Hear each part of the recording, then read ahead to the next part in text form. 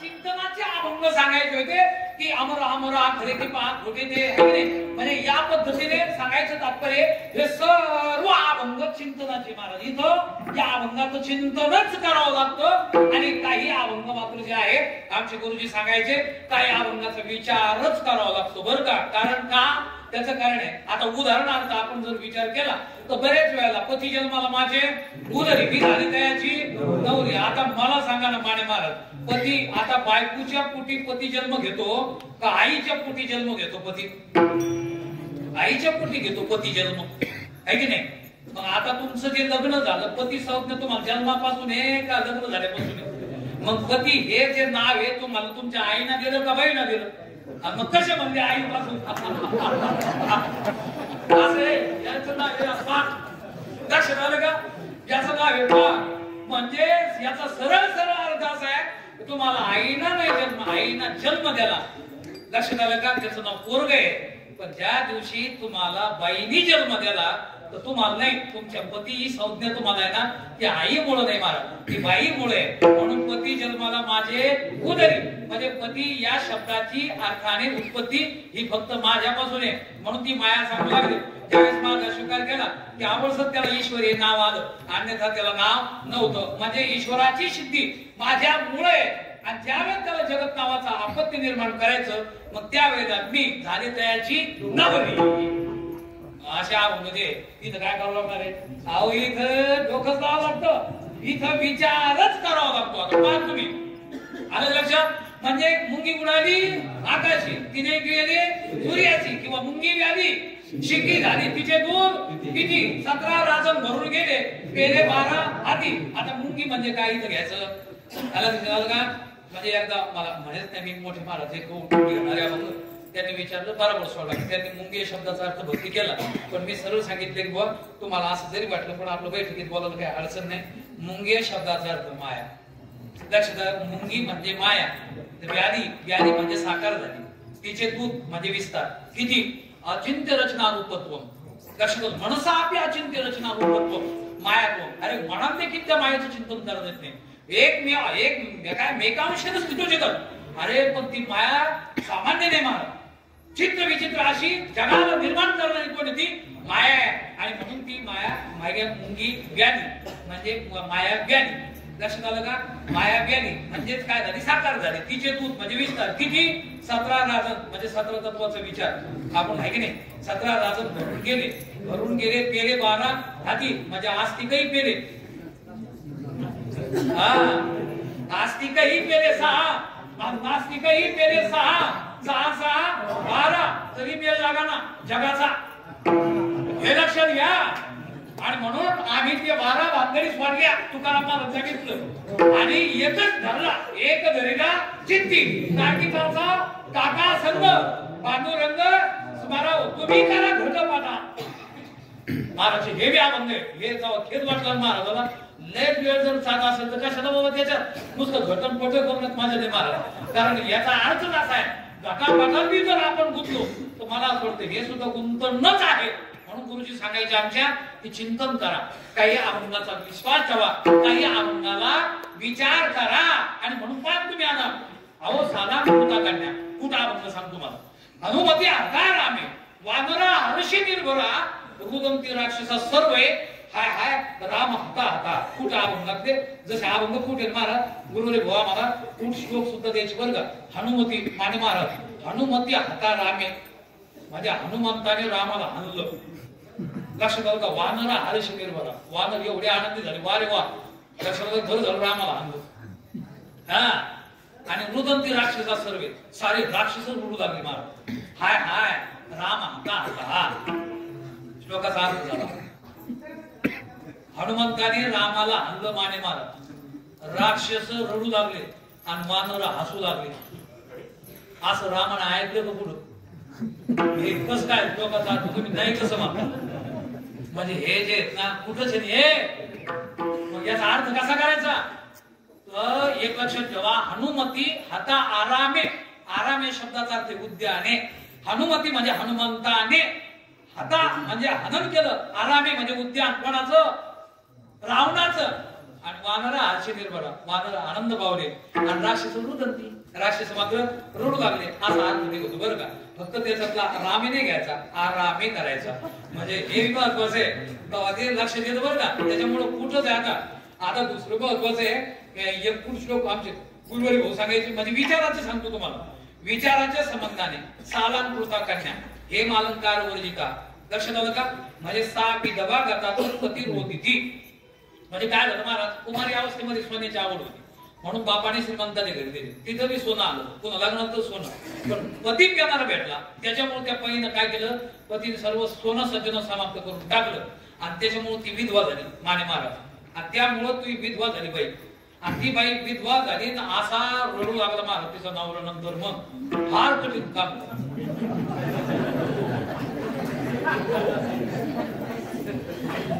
कुठं जन्मी तुम्हाला बाकीचं वेगळं काही सांगणारच नाही, चिंतनाशिवाय बोलायचं नाही. पण नाविन्य सांगतो तुम्हाला, कारण मी बी गॅरंटी सांगतो, तुम्ही नाही ऐकले.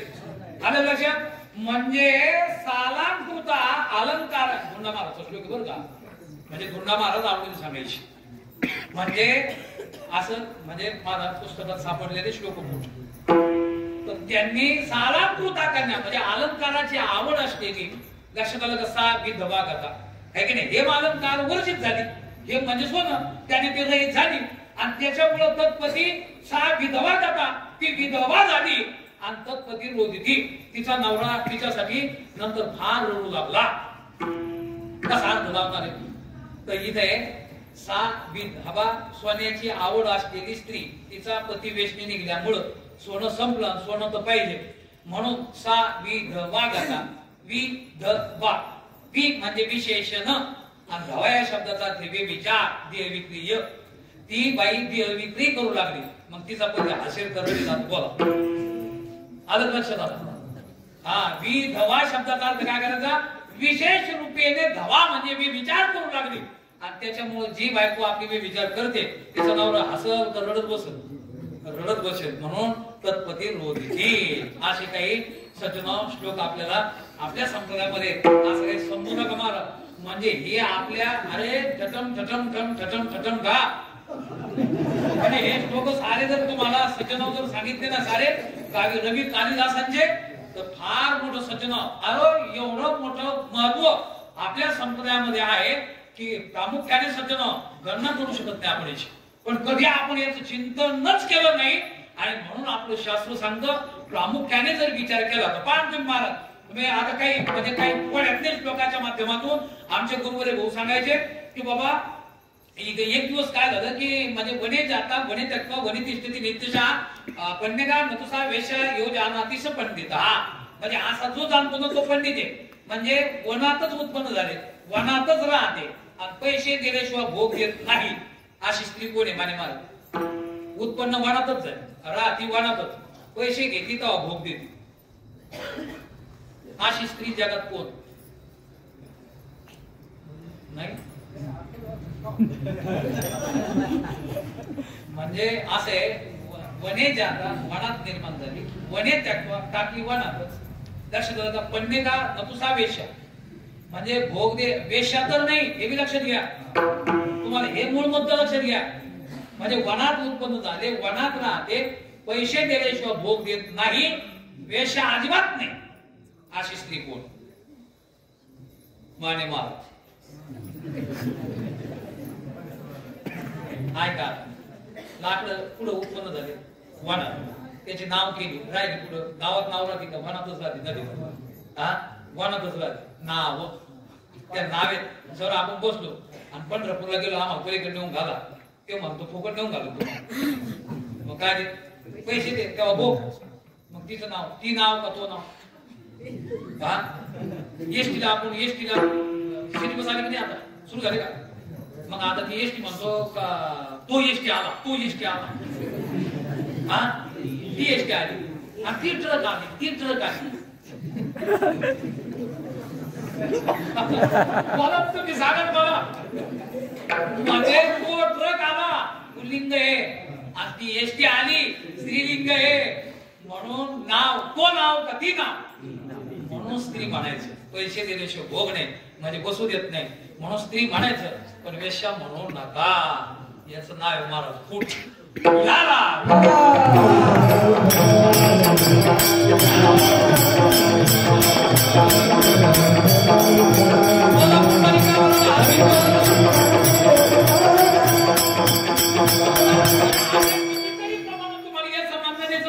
सांगता येतील तसाच नाथ महाराजांचा हा फूटच अभंग आहे.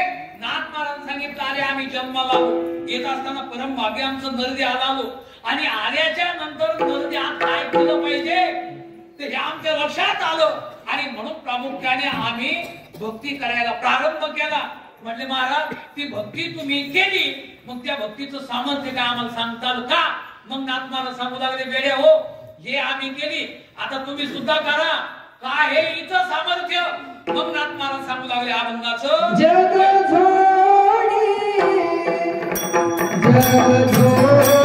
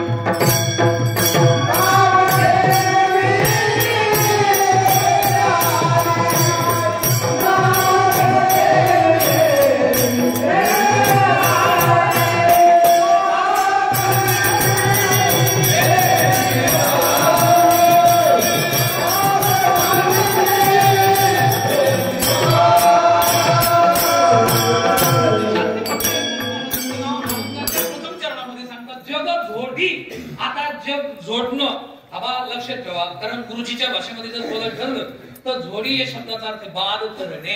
लक्षात आलं का? जे एकाशानेच बाद होत नाही बरं का महाराज. जर तुम्हाला जगाचा जर बाद करायचा जगाच्या मिथ्यात्वाचा निश्चय करायचा तर तुम्हाला याच्या करता काय करावं लागणार सरळ आमच्या महाराजांनी सांगितलं. जग जोडी बाबा ही कोण आम्ही केलेली जी भक्ती आहे ही भक्तीने काय केलं जगाला जोडी म्हणजे बाद केलं. कारण गुरुजीच्या भाषेमध्ये जगाकडे पाण्याचा दृष्टिकोन असणारे सज्जन वर्ग 4 आहेत. पामर विषय त्याच्यानंतर साधक त्याच्यानंतर मुक्त आणि त्याच्यानंतर आहे भक्त. आलं लक्षात? मग मुक्त वेगळा भक्त वेगळा आणि महाराज अजिबात गडबडायचं नाही. आता पहिला महत्वाचा मुद्दा काय एका वर्गाला आम्ही विचारलं तुला जग कसं दिसतं किंवा महाराज कसं दिसतं म्हणजे येडे का तुम्ही 200 एकर जमीन आहे एवढं मोठं नातं गोतं आमचं काय सामान्य आहे का? अरे खोटे म्हणजे महाराज वेडे तुम्ही जग कशाचं खोटे. अरे माझा आजा पंजा बाप मेला जग खरं म्हणू आणि तुम्ही खुशाल आला कीर्तनाला ठोकाल जग खोटे. आणि म्हणून त्याला जर विचारलं जग कसं आहे तर सरळ सांगतो ते जग आम्हाला कसं दिसतं सत्य दिसतं महाराज. आणि सत्य गेले वळ्यावर अज्ञानाची जरेच नाही परिणी ही अरुणी जगा परीक्षा ताणविती व्यवहार सत्य म्हणून मग सांगायचं मिथ्या सुद्धा सत्य वाटू लागलं याचं काय कारण. खोटं सुद्धा आम्हाला सत्य वाटू लागलं याचं काय कारण. आणि आम्हाला तुम्हाला खरं आवडत नाही आपलं खोटं जास्त आवडतं काही नाही. मग गुरु सांगायचे एक दिवस माझे पोपटाचा आवाज काढायचा त्या मेंढूचा दररोज तो बकरूचा आवाज काढायचा. त्याच्यामुळे लोक 10-10 20-20 10-10 20-20 भोंगडा अंगावर टाकलं कशाचा आवाज काढायचा अजून. आणि मग आता आवाज काढायचं एक दिवस त्याला पैसे भेटू लागले त्याला आणि त्याच्यामुळे त्याला असं वाटलं की जमलं का आता धंदा वेगवेगळ्या पद्धतीचा आवाज काढला की 10-10 20-20 10-10 20-20 1000-1500 व्हायचे महाराज. त्याचा परिणाम एक दिवस त्याचा आवाजच बसला. आता काय करा 1,500 बापले विनाकारण हे होईल बाबा. त्याच्यामुळे त्याने काय केलं भोंगडे घेतलं बकरून नेले. खरंच नेलं मग आलं लक्षात खरं नेलं भोंगडी खाली ठेवलं चिमटा घ्यायचं त्याला ते वागायचं. लोक म्हणतात खऱ्या आवाजाने काय करलं आज लक्षात घेतं की आज आवाज खरा यायला लागला बहुतेक नको येता आपल्याला विनाकारण आपली सवय खरं आहे ते. मग तुला काय आवडतं ते मोठं पाहिजे आवाज काय झाला पाहिजे. मग आवाज खरा आहे का खोटा आहे वाटाय बकरू खरं आणू लागलं नाही आणि जे खरे आणत त्याला काहीच नाही जे खरे आणत त्याला काहीच नाही म्हणजे गैरसमज करू नका बरं का त्या पद्धतीनं आपण गुरुजीच्या परंपरेत ते माणसं आहोत म्हणजे हे कधी ध्यानात घ्यायचं पण हे बी खरं आहे की नाही म्हणजे हे बी खरेच महाराज आणि खरतरी आमचे भांडारी महाराज नाही ते कुटाणा करतील दिंडीत नेतील लोकांना खाऊ पिऊ घालतील तरी लोक म्हणतील मा यांना भातच केला होता म्हणजे तुम्ही 15 दिवस पोळ्या करा 1 दिवस भात केला की दिंडी फेल म्हणजे त्याचा हात आहे आणि काही लोक इथून तिथून भातावर आहे महाराज तरी लोक म्हणजे आम्हाला दिंडी महाराज ते काय करते माहिती फक्त गोड बोलते व्यापारी या गाडीवर बसा याच्याच गाडीवरती यायला बसते आणि त्याला वाटतं जाऊ दे भात का व्हायचा पण गादी म्हणजे असं सारी विठाला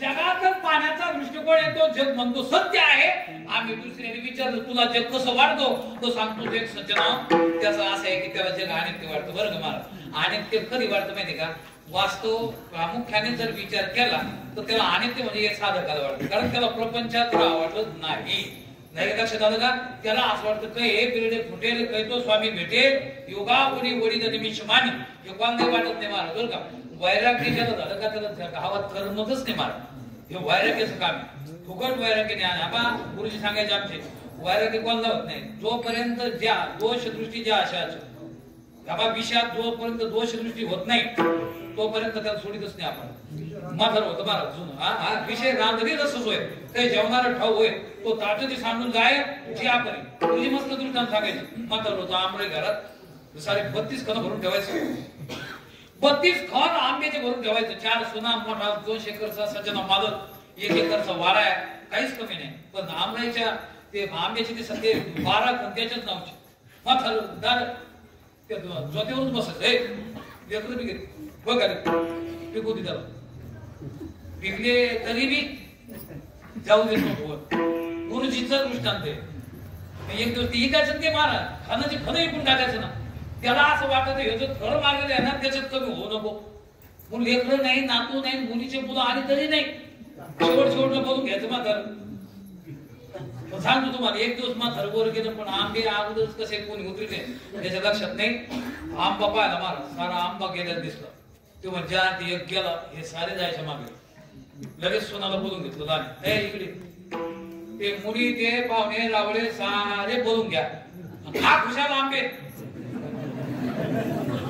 हा काय सारे लोक बोलून घ्या लहान सोनाला माहित नव्हतं ते म्हणजे बाबूजी काय बा आमचे सासरे ह्या 3 सोना विनाकारणच खरं तर काही सांगायचं बाबूजी विषयी आणि मग सज्जन मोठी सून म्हणे मामा जास्त नाटक करू नको वर जाऊन पाय आंबे गेले असतील आम्हाला माहिती माझं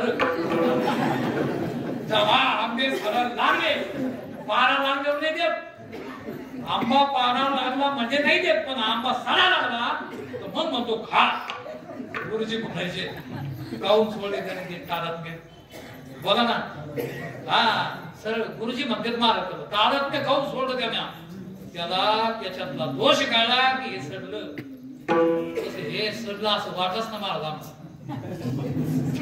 लक्षात आलं का नाही असू द्या सडलेलं हे आम्हाला वाटच ना खरं तर हे आमचे भगवान बाबा सांगत असते ताकाचे प्रपंच म्हणजे काय ताक आणि जर आमदार झाला तर ताकाचे फोडणीचं ताक ताकाचे लक्षात आणि माझी झाला तर ते बाबा सांगत असते ताकाचे हे पुंगड झाले ताक लक्षात आलं का हे ताकाचे प्रपंच ताकाचे जसे 3 प्रकार फोडणीचं ताक म्हणजे पुंगड ताक आणि सरळ ताक आपला प्रपंच ताकाचे त्याच्यानंतर आमदार जर झाला तर फोडणीचं टाकलं झालं पण सज्जन जर माझी झाला तर समजून घ्यायचं ते पुंगड ताक बरं का पण ताकच हे ध्यानात घ्यायचं त्याच्यात सार नाही तसं जगद्गुरु तुकाराम महाराज सज्जन सांगू लागले पहिला वर्ग असा आहे की सत्य समजतो जगाला दुसरा वर्ग आहे तो अनित्य समजतो तिसरा जो ज्ञानी आहे तो जगाला मिथ्या समजतो आणि चौथा जो आहे मला असं वाटतं तो जगाला सज्जन परमात्मा स्वरूप समजतो म्हणजे 4 पद्धतीच्या वर्गापैकी नाथ महाराजाला असं वाटलं मी पामरातून विषयी जातो, विषयीतून मी साधक झालो, साधकातून मी या भक्तीच्या जोरावर काय झालो, ज्ञानी झालो. पण मला ज्ञानी नाही व्हायचं. पहिल्यांदा मला सज्जनो अज्ञानी नाही राहायचं, मला आता ज्ञानी व्हायचं. मी पामरातून विषयीतून साधक झालो, आता ज्ञानी झालो. आणि ते कशामुळं झालो? अगोदर मी भक्ती केली, कारण ही ज्ञानोत्तर भक्ती लक्षात ठेवा. कारण अगोदरची भक्ती एक वेगळी आणि नंतरची भक्ती वेगळी. अगोदर भक्ती करा ज्ञान होण्याकरता, नंतरही भक्ती करा ज्ञान घेऊन गावा गोविंद गा. कारण प्रसक्त प्रतिषेध आहे. माने महाराज का प्रसक्त प्रतिषेध आहे? थोडा वेदांत सांगतो आता जे वैद्य आलं ना. प्रसक्त प्रतिषेध आहे का प्रसक्त प्रतिषेध आहे? ते म्हणजे भाषाच कळा ना बाबा. प्रसक्त प्रतिषेध म्हणजे काय? आता द्राक्षे आले का, आता मी तुम्हाला जर सुपारी दिली कण माझ्यासारखे जाऊ सांगा, तुम्ही खासाल का? खाऊ नाही का? असं सरळ सरळ तुम्हाला खायची इच्छा नाही का? आहे पण खाता येते का? नाही. मग म्हातारं सुपारी खात नाही का? जात नाही. काही नाही, हे तत्वज्ञान सांगता येत नाही, ते मध्ये यायला कळत नाही. लक्षात आलं? तेच कोण आम्ही सांगत नाही. अरे तुला येत नाही का तू सांगत नाही असं म्हणतो. लक्षात आलं का? म्हणजे गुरुजीची सांगत नको ब्रह्मज्ञान मी कीर्तन आहे. आत्मस्थिती भाव मी बघतो तू देव आयुष्य करेल. म्हणजे ब्रह्मज्ञानाचा तिरस्कार केला महाराजांनी. मग प्राप्त असलेल्या ज्ञानाचा तिरस्कार केला का? अप्राप्त होतो म्हणून तिरस्कार केला. तिकून फुल आलं का? आणि द्राक्ष त्याला मला असं वाटतं बरेच वेळाला त्याने प्रयत्न केले, द्राक्षच नाही त्याला भेटले. मग त्याला विचारलं त्याच्या मित्राने, काम रे आज बागा तुम्हाला खाल्लं नाही का? काय नव्हते आंबट बोला म्हणजे मी नाही माने महाराज. मग आता माझा आत्मा बारा वाजले होत्या. म्हणजे ते द्राक्ष त्याला भेटले नाही म्हणून त्याचा त्याग केला त्यांना का? त्यांना बुद्धी पुरस्कार आतून त्याग केला. हा मग प्राप्त व्हावं मग त्याचा निषेध करा, याचं नाव प्रसक्त प्रतिषेध. आणि प्राप्त झालं नाही तरी त्याग केला, मूर्ख आहे माणूस. लक्षात आलं का? अप्रसक्त प्रतिषेध आहे की नाही? नको ब्रह्मज्ञान आत्मस्थिती भाव मी भक्त तू देव आयुष्य करी. प्रसक्त प्रतिषेध हे विचारा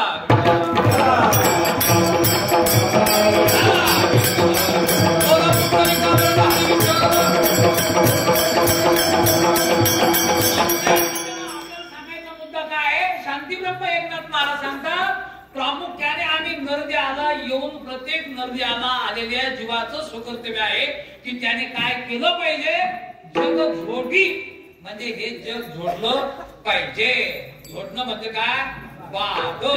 तर बाग या शब्दाचा अर्थ आहे म्हणजे बाग शब्दाचा अर्थ कारण पंचदशीकारांनी सांगितलं अप्रतिती सज्जन म्हणजे बाग नाही. लक्षात पदार्थ असावा पण तो पदार्थ खोटा असा निश्चय असावा, याचं नाव आहे बाग. त्याचं बऱ्याच वेळेला म्हणजे शंकाकार करू शकतात. सांगतो जातो तुम्हाला वेदांतीच असल्यामुळे, कारण याच्यामध्ये सुद्धा अभ्यास दोन आहेत महाराज. आता मी सांगतो तुम्हाला सरळ सरळ शंका आहे ना.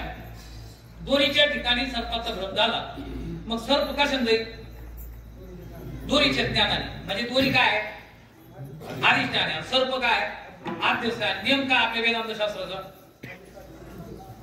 हुशार राव माने मारो. गुरुजी तुम्ही चांगलं तयारी केलं आणि हेच केलं पाहिजे. बरोबर आहे, खरंच स्वाभिमान महाराज. अरे आपण गुरुजीचे म्हणून घ्यायचे. एकाने कीर्तनात सांगितलं भंडारे महाराज आले का गुरुवर्य वक्ते बाबा, ते वक्ते बाबाला शोभेल असं काहीच नाही सांगितलं कीर्तन. मग ते फेसबुकला वाईकलं बरं ना मी पाहिजे प्रतिक्रिया देणारे. एकांले भारी गेले, एकांले भारी गेले. यांनी सांगितलं कीर्तन आवडले का? तर यांनी काय दिलं प्रतिक्रिया, म्हणजे प्रतिक्रिया दिलेल्या माणसांना आवडले. ते म्हणे का आवडले? ते म्हणे तुम्ही कीर्तनात जे गुरुवारी वक्ते बाबाचं नाव घेतलं तेवढेच आवडले, बाकी काहीच नाही आवडलं. म्हणजे त्याची खूप चोख तुम्हाला तुम्ही मठाचं नाव घेऊ. तसं मला असं वाटतं गुरुजीचे म्हणून जर घ्यायचं तर त्यांना हे आलंच पाहिजे. लक्षात घ्यायचं विठ्ठला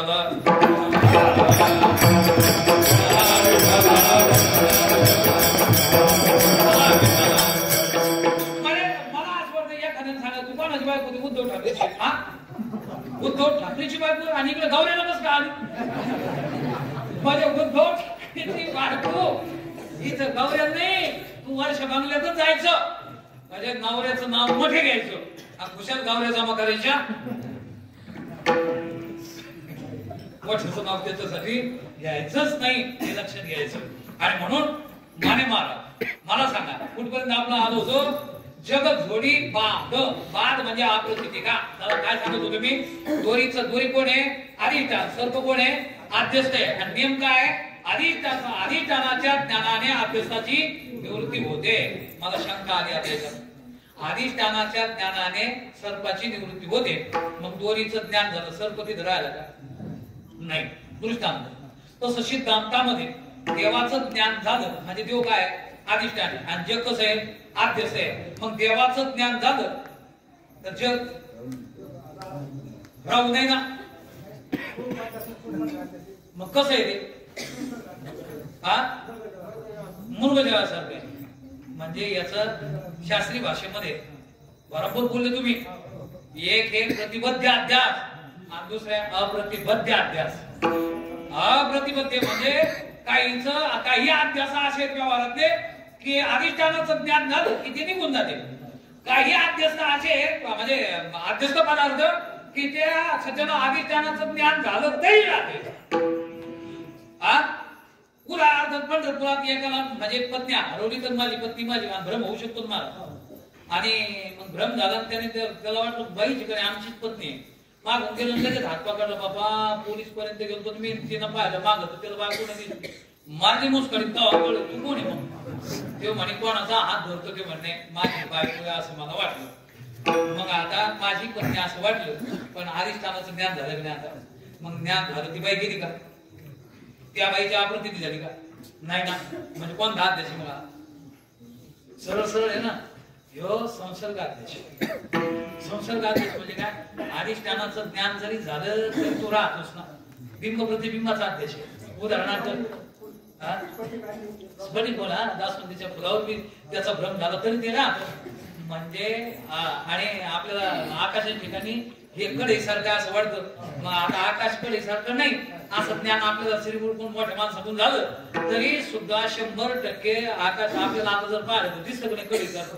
मग ते गेलं कुठं म्हणजे याचा अर्थ आहे की काही अध्यास नेमे अधिष्ठानाचं ज्ञान झालं की अध्यस्तही राहत नाही. आणि जग नावाचा अध्यस्त सुद्धा कोणता अध्यस्त आहे मला असं वाटतं कोणता अध्यक्ष. अरे हा अध्यास सुद्धा अप्रतिबद्ध अध्यक्ष.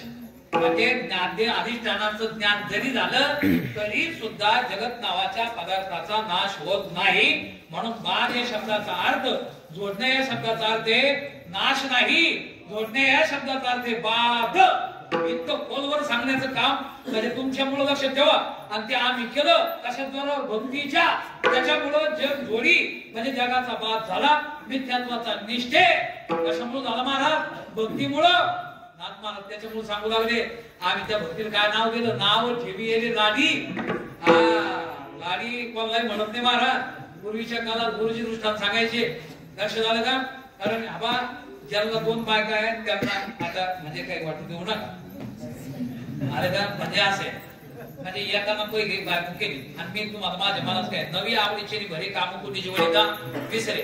नवी आली की जुडीचा विसर पडतो मला. पण ह्यो बिचारा सज्जन होता. काय झालं तारुण्य वयातच याचा प्रपंच चांगला खोलला पण कॅन्सरसारखा रोग झाला. मग त्या वयाला 2 बायका आता त्या माणसात 2 बायका असल्यामुळे परिणाम असा झाला काय करावं आलं का. यांनी बिचारीने ती म्हणे ही जी बायको होती ती म्हणे आता कॅन्सर झाला हे आज उद्या त्याच्यापेक्षा हे जमिनी किंवा रोगाला द्यावी लगेच आपले फाटकत घेऊन टाकू. 2 एकर नावची करून घेतली मला काय सगळी पण या बाईनं 2 एकर जमीन इकली काय झालं प्रतिवर्त बाई तिने सोनं नाणं इकून मुंबई सारख्या हॉस्पिटलमध्ये नेऊन आपल्या पतीला रोग मुक्त केलं मला. पण त्याचं आदृष्ट तिथं पुढे पुन्हा फुललं. या ही बाई पहिली होती गेली आणि मागून आलेली होती पण ही चांगली निघली. या सज्जन एवढा प्रपंच वाढला त्याचा टीव्हीला बातम्या अमुक उद्योगपती लक्षात आलं का. एवढा श्रीमंत झाला रोगमुक्त झाला पुढे आपत्ती झाले. आणि इकडे ही जी गेली ना हिला सज्जन नवरा नाही भेटला. ते म्हणे फारच वाईट काम झालं गड्यात. म्हणजे इकडून हुकलं आपलं आणि तिकडून हुकलं पैसे संपले आता. आणि ही बाई श्रीमंत झाली. आलो महाराज जमनी घालते एक दिवस आली ती सांगितलं महाराज झालं दिलं पुन्हा मला माफ करा आणि मला स्वीकारा. त्याच्यामुळं महाराज आता पहा, आपल्या नवऱ्याला सुखातही साथ दिली, आपल्या नवऱ्याला दुःखातही साथ दिली. कोणी? या बायकोना मागच्या. तिचं नाव पतिव्रता. म्हणजे दुःख आलं तरी सहकार्य, सुख आलं तरी त्याच्यात भाळली नाही. मला असं वाटतं त्याच्यामुळे त्याला असं वाटलं खरंच ही माझी लाडी बरं का, आणि म्हणून तिचं नाव त्यानं लाडी ठेवलं. अगं काही लाडी पाणी का, लाडी चहा, लाडी भोजन कर, अशा पद्धतीने लाडी म्हणायचा. आणि हे मागून आता नंतर आली ती बी म्हणे मला राहायचं बरं का, आता मला एक खोली द्या पण मी इथेच राहते. ते व्यापक काम तर करणार होते. म्हणे अजिबात अडचण नाही, तू सुद्धा राहिली तरी चालतं, आता तू त्या पद्धतीने राहा फक्त. त्याच्यामुळं तिला दमच निघाल मला, हे दररोजच लाडी लाडी लाडी लाडी. हे म्हणे पहिलं नव्हतं माणूस हे, आता तेच लाडी लाडी करते. आणि मग काय झालं माहिती, मार जावा 34 मग सुरूच असतो. ते उखडून आला मार. आता काही फार कधी घेतल्यावर आता काही घेतलं होतं का, राहायला जागा दिली राहा का नाही. ते म्हणे लाडी लाडी ते स्वागला. आणि मग हिला हे बी एक दिवस मनानं चहा घेऊन गेली उठा, दुसऱ्या दिवशी नाश्ता घेऊन गेली उठा, तिसऱ्या दिवशी पुरणाच्या पळ्या तूप टाकून घेऊन गेली खा. आणि मग ती एक दिवस म्हणा तिला लाडी म्हणा म्हणे काय अडचण नाही, तुम्ही ती लाडी म्हणा ना. ते म्हणे मी लाडी म्हणतोच ना तिला, पण तिला लाडी म्हणा मला बी काहीतरी म्हणा ना. आलं लक्षात, तिला लाडी लाडी म्हणा माझं काहीतरी नाव ठेवा ना. तो म्हणे आता तुला नाव ठेवा तर मला आता शब्दकोशच पाहावा लागला, नेमकं नाव काय ठेवायचं. आणि एकदमच हजार जबाब होतो मला. ते म्हणे तू ती लाडी आणि तो नाव ठेवतो. तो म्हणे काय मुडी. तो म्हणे मुडी कस काय. तो म्हणे मुडी, मूड आला तर राहायचं, मूड आला तर जायचं. तिचं नाव मुडी. शास्त्रीय अर्थ आहे का, दृष्टांत माझा नाही गुरुजीचा आहे. मूड आला तर राहायचं म्हणजे सुख आला तर स्वीकार करायचा, आणि दुःख आलं तर सोडून द्यायचं. मूड वाजणार काय आलं का, आणि सुखातही राहायचं आणि दुःखातही राहायचं. तिचं नाव आहे महाराज लाडी. आता ऐका, जगामध्ये फक्त भक्ती नावाची एक शक्ती अशी आहे की सुखातही आम्हाला सहकार्य करते, दुःखातही आम्हाला सहकार्य करते. 12वा अध्याय. सुखी संतोषात यावे, दुःखी विषादान भजावे, तर गाभा लावून करावे मना माझी. कोणाचं लक्ष दे, अरे हे भक्ताचं आहे की नाही. गायीची तृषा हरू, व्याघ्र विष होणे मारू, हे नेण्याची का करू तोय जैसे. काय खाटलो खांदव्यात भाव घाली, लावणी दयाने केली, दोघा एकची सावरी वृक्ष दे जैसा. समत्व चित्ताचे. लक्षात आलं का, हे जे चित्ताचं समत्व आहे ना महाराज, हे मुडी माणसाचं नाही. हे लक्षात आलं का, हे गाडी आहे. जगामध्ये अशी गाडी जगात जर कोण असेल तर ती भक्ती आहे. म्हणून आम्ही प्रपंच मान याच्यात प्रपंच हा मुडी आहे. सिद्धांत प्रपंच हा मुडी आहे आणि परमार्थ हा लाडी आहे. प्रपंच मुडी का, तुम्हाला दुःख येऊ देऊन पाहू द्या ना. कोरोना झाला ते लोक म्हणजे बापरे तिकडी आहे जगत जाणच नको. मुडी बायकांना भाकरी ठोकल्या कुत्र्यासारख्या. नवरे नुसत्या बायकांना पोरं जाऊ दे हो, पोरं तर फेकी देत म्हणे, पण ही लग्नाची बायको भाकरी फेका लागली. अरे काय करता जगून पेद्याचं बरं, पेद्या लोक बघत नाही. भीती नाही मेले महाराज. हा लक्षात ठेवा. हा झाली अपेष्ट झाली, कुत्र्यासारखं लाचारी जीवन नाही जगाचं. स्वाभिमान माणसं त्या ठेवला लक्षात घ्या. मुडी आहे, मुडी प्रपंच. गुरुजीच्या भाषेमध्ये मुडी महाराज. सुख दुःख, सुख आलं की लोक आपल्याकडे वा वा वा वा, दादा दादा बाबा बाबा माने महाराज. लक्षात आलं का, तुमच्याकडे रुपया नव्हत्या, मारे माने नीट म्हणतो लोक तुम्हाला काय म्हणणार माने महाराज. बरोबर गुरुजी. आता गुरुजींना 1.5 लाख पगार आहे म्हणून वैद्य गुरुची आदरणीय पूजनीय प्रातस्मरणीय. लक्षात आलं का, आणि तुमचा रुपया गेला कोण तो वैद्य असं म्हणतो.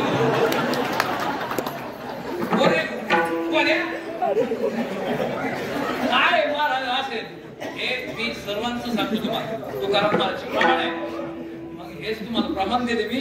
अरे हे मुडी, हे सारा प्रपंच मुडी आहे आणि परमार्थ बांधतो महाराज. कसाही करा.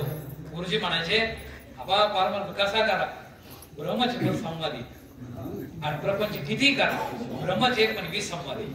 निष्फळ प्रवृत्तीचं जनकत्व ज्या त्या ठिकाणी मला असं वाटतं त्याला प्रपंच म्हणा आणि सफल प्रवृत्तीचं जनकत्व ज्या ठिकाणी त्याला काय म्हणायचं सफल म्हणायचं पान तुम्ही पण पूर्ण केलं का 100% त्याचं हितच होणार महाराज आणि इकडे प्रपंच किती ठोकून गेला कोणी आणले का 200 एकरवाले त्यांना कोरोना झाला त्याचं म्हणणं नाही 1 एकर बी नव्हते बाबा मला झाला तरी चालतो पण मा बापांना व्हायला पाहिजे असं म्हणलं कोणी अरे नुसतं बाप फसाकला गेला घराच्या बाहेर काढला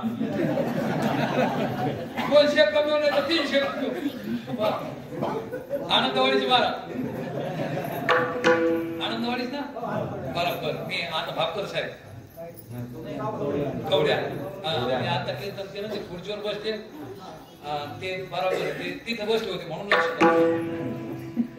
आले का नाही त्यांचा मला माहिती पायाचा प्रॉब्लेम काकडे बापून सांगितलं होतं मला म्हणजे मी कीर्तन झाल्यावर त्यांनी सांगितलं बरं का पण की हे मस्त चांगल्या पद्धतीचे श्रोते आहेत म्हणून म्हणून त्यांचं कौतुक वगैरे करायचं नाही पण मला हे सांगायचं तात्पर्य आहे की सज्जन अशा पद्धतीचं हे प्रपंच मुळे आणि भक्ती लाडी आहे आणि मग आम्ही काय केलं अशा भक्तीला आम्हाला सुखदुःखात तिनं सहकार्य केलं म्हणून नाव ठेवले लाडी लोक उठले महाराज लोक उठले म्हटले महाराज अशी भक्ती आता आम्हाला करायची सांगा ना आता हे कुठं भेटेल आम्हाला मग महाराज सांगितलं येडे हो कुठं भेटेल असं म्हणू नका ते कुठं मानलं माहितीये का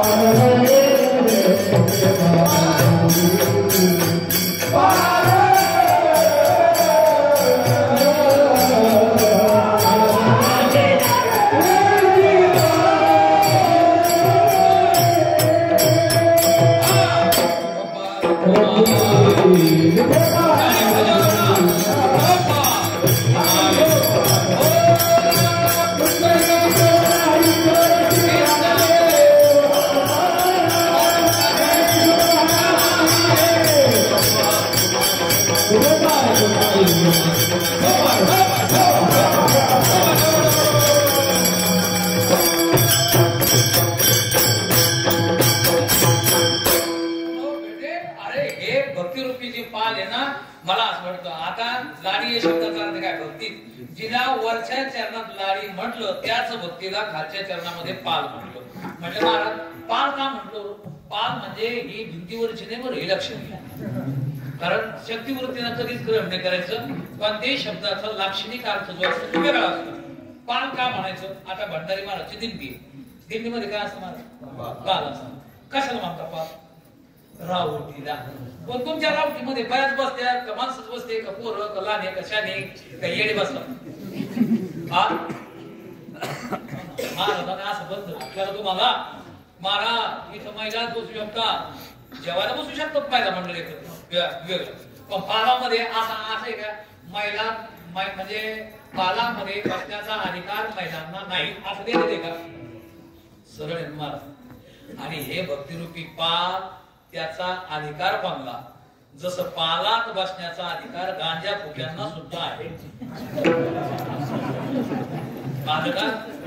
कारण मी बी वाजनीच्या पंढरीच्या वारीला मी आणलं ते आली मी ते गांजा फुके दोघ होतो ना, ते चिलमच नाही भेटली मला.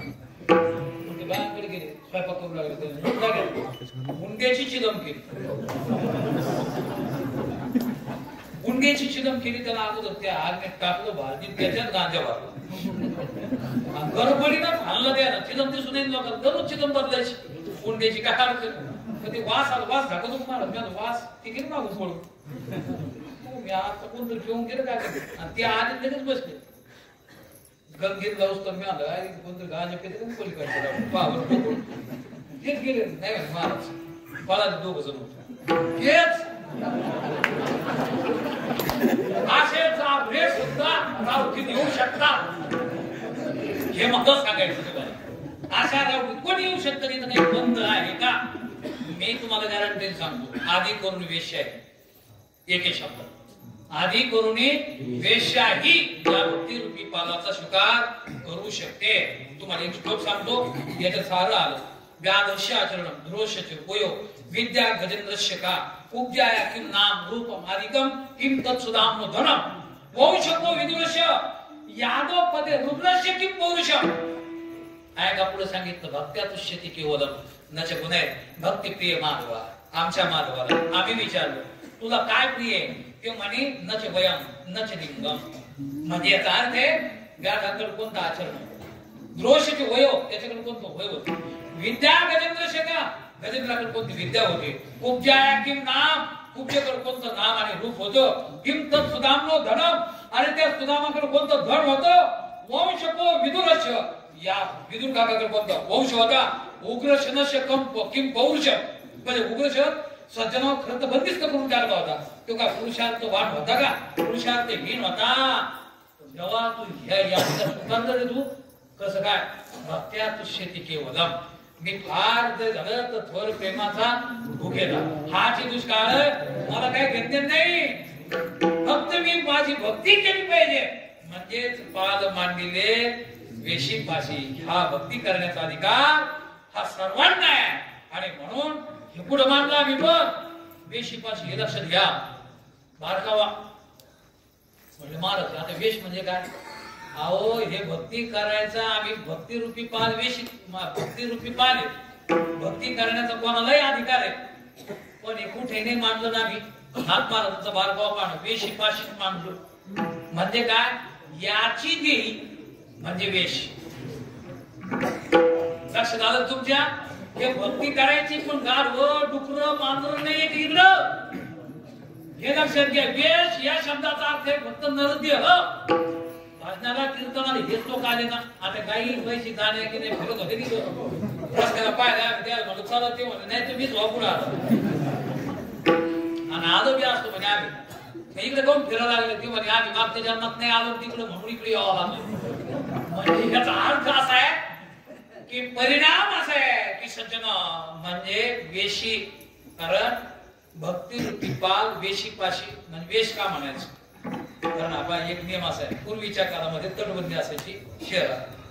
कुणी कुणच जातो मला यायचं असलं तरी तिथंच आणि जायचं असलं तरी तिथंच. याचंच नाव वेश ना.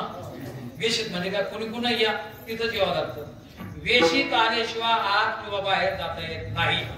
तसं नरद्याला प्राप्त झाल्याशिवाय भक्तिरूपी पालाचा स्वीकार करता येत नाही. सरळ आहे. आणि म्हणून हे फक्त आमची आठ एक मांदिले वेशी पासी. म्हणजे महाराज जे जे आले भक्तिरूपी पालाचा स्वीकार केला आणि नरद्यात येऊन त्यांनी भक्ती केली म्हणजे वेश म्हणजे आलं का भक्ती केली. अहो हाताची सोडा अनंत लोकांनी हे जे केलं ना भक्तिरूपी पालाचा स्वीकार करून जर भक्ती केली ना त्याने आला गेला. अरे आतापर्यंत जे जे आले आणि येऊन गेले ना त्यांनी त्या भक्तिरूपी पालाचा स्वीकार केल्यास नंतर त्यांना विचारलं काय केलं त्यांनी. भोगितो म्हशी म्हणजे म्हशी माने महाराज कसं भोगितो म्हशी. म्हशी म्हणजे म्हशी नाही हे शब्द घ्यायचं म्हशी. कारण ज्ञानेश्वर महाराज मराठवाड्यातून मला 56 भाषेचा केला गौरव. बाबा नगर आणि जालना मराठवाडा आपला तिकडचा जो भाग आहे ना आम्ही तिकडे राहिलो. खंडील साहेब आमचे गुरुबंधू त्यांच्याकडे राहिलो 8 महिने त्यांच्याकडे आणि 4 महिने पंढरपूर असे 12 वर्ष. म्हणजे तिकडे संस्था आम्ही डोंगरातच होती तिकडं. कारण गात येते सारे नाथबाबांचे हे जे लिखाण करायचं भाऊनी तो सांगायला म्हणजे 6 वर्ष ते गाते नामदेवरायाचा नाथबाबांचा सारे गातेचे कुठ प्रकरण आहे भाऊनी संचना बाहेर काढले बरं का शेवटला. आता लक्षात ठेवा मला त्याच्यातून मुद्दा हा सांगायचा तुम्हाला की आम्हाला मग भाऊ सांगायचा धान्याला मग आम्ही धान्याला फिरायचो. आता मग सारे आम्हाला ते म्हातारे बसले दिसत बाबा या आम्हाला गोड बोलला लागत कारण गोड बोलायचे धान्य भेटत नव्हतं ना. भेटलं तरी पाहिजे भेटलं मग जरा रूप नाही जास्त. बाबा लयच रूपबाज दिसतात बाबा तुम्ही. ते म्हणजे मग बैठकी सांगे बाबा असं बोलावं लागतो. असं करता करता मुलं किती ते म्हणजे महाराज खरं सांगू का मस्त ऐका का मस्त 4 म्हणजे पुष्कळ. मश या शब्दाचा अर्थ म्हैस नाही घ्यायचा तर मस म्हणजे काय पुष्कळ भरपूर लय लय. आपण म्हणतो ना आपण ज्यांना ज्यांना लय वाटलं ते लय घ्या. ज्यांना भरपूर वाटलं ते भरपूर घ्या. पुष्कळ घ्या. ज्यांना ज्यांना जसं शिक्षण झालं तसं. मला असं वाटतं मस म्हणजे भरपूर. जे नरद्याला आले भक्तरूपी पालांचा त्यांनी स्वीकार केला आणि जे आले आणि इथून गेले त्यांनी पुष्कळ आनंद भोगला. म्हणजे महाराज पुष्कळ आनंद त्यांनी भोगला. हा मला भोगायचा हो द्यावं लागेल का त्यांना आलं का. ते म्हणे द्यावं लागण असं म्हणून सुद्धा नका. कारण ही भक्ती करण्याकरता आंघोळी न लगे तोंड धुवा वया अर्थ चाल जीवा न लगे भावा संसारा हेच सांगण्याकरता मला सांगतात अभंगाचं काय देता कारू का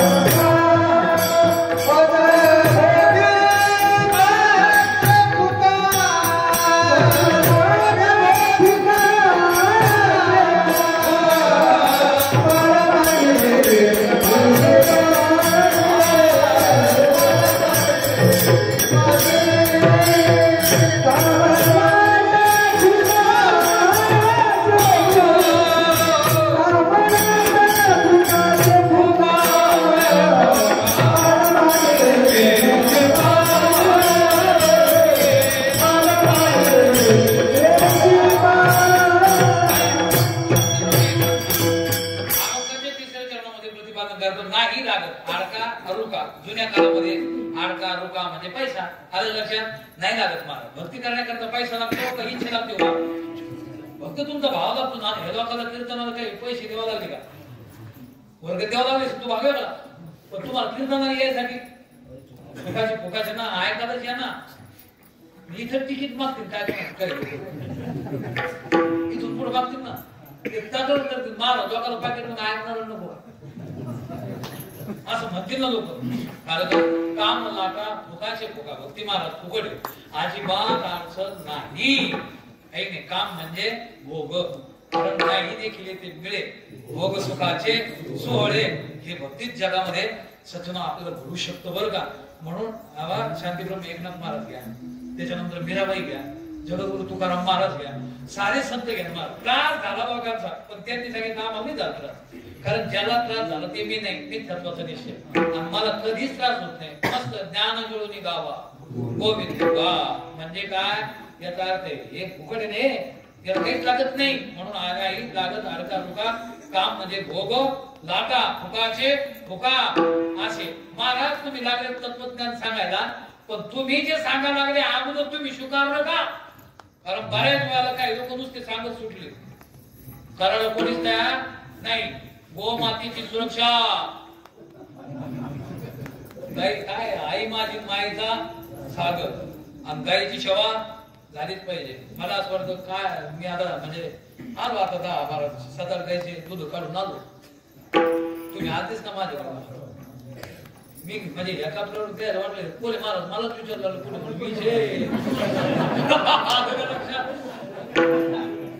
दोघं बापले का आपलं चारा काढून घेतो म्हणजे कुठे मग महाराज की मग दादाची बोलत असते लक्षात आलं इथं दादाच होते तिथं नाही, तिथं करूनच पाय म्हणतो महाराज. मग पांढरे शुभ्र कपडे इस्त्रीचे गायना शिंग मारलेलं समजत तुला. हा याचा अर्थ असा आहे अवघड काम.